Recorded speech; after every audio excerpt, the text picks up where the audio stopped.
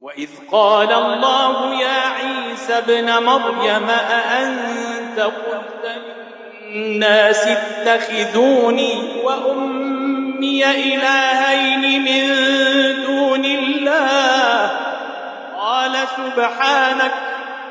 قال سبحانك ما يكون لي أن أقول ما ليس لي بحق إن كنت قلته فقد علمته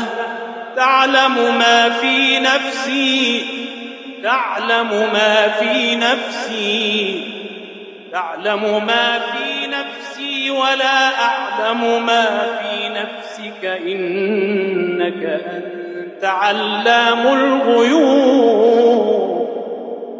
ما قلت لهم إلا ما أمرتني به أن اعبدوا الله ربي وربكم وكنت عليهم شهيدا ما دمت فيهم فلما توفيتني كنت أنت الرقيب عليهم وأنت على كل شيء شهيد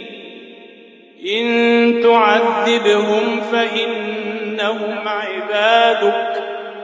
وإن تغفر لهم فإنك أنت العزيز الحكيم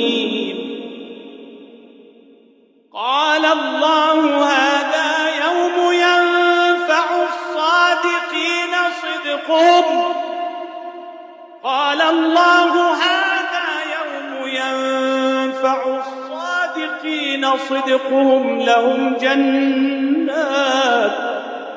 لهم جنات تجري من تحتها الأنهار خالدين فيها أبدا رضي الله عنهم ورضوا عنه ذلك الفوز العظيم لله ملك